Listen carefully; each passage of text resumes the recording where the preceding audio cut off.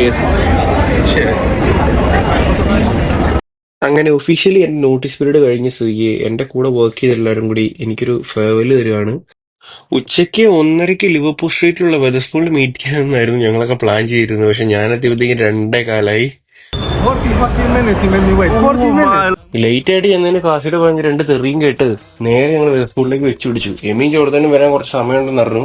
അതുകൊണ്ട് ഞങ്ങൾ ഓരോ ബീറും മേടിച്ചടിച്ച് 2 കുറ്റമൊക്കെ ആരുടെയെങ്കിലും പറഞ്ഞിരിക്കാന്ന് ഓർത്തപ്പോഴത്തേക്കും എമി എത്തി. ഒരു കയ്യിലൊരു പൈന്റും ഉണ്ടായിരുന്നു. തൊട്ട് പിന്നാലെ 5 സെക്കൻഡ് ഗ്യാപ്പിൽ ജോർദാൻ.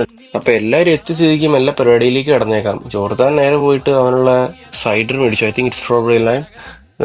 അതുപോലെ എനിക്ക് ആ ഗിന്നസ് ഇഷ്ടപ്പെടാണ്ട് കഷ്ടപ്പെട്ടിരുന്ന് കുടിക്കുന്നതിനായിട്ട് എമി അവളുടെ പൈന്റ് എനിക്ക് തന്നു. എന്നിട്ട് എന്റെ ഗിന്നസ് അവളെടുത്തു. പിന്നെ ചറ പറ ബിയറുകളായി. അതിനിടയ്ക്ക് എമി കുറച്ച് ഫുഡ് ഓർഡർ ചെയ്തു. ഞാൻ കുറച്ച് ചിക്കൻ സ്ട്രിപ്സും ഡ്രം സ്റ്റിക്സും ഓർഡർ ചെയ്തു. അതിനിടയ്ക്കാണ് ഇവിടുത്തെ വെതർസ്പൂളിൽ ഒരു സ്റ്റാഫ് കൊണ്ട് പറയുന്നത് ആ പ്രൊമൈസിൽ ഹാഫ് ഓഫ് ദ ഏരിയ വേപ്പ് ചെയ്യാൻ പറ്റില്ലെന്ന്.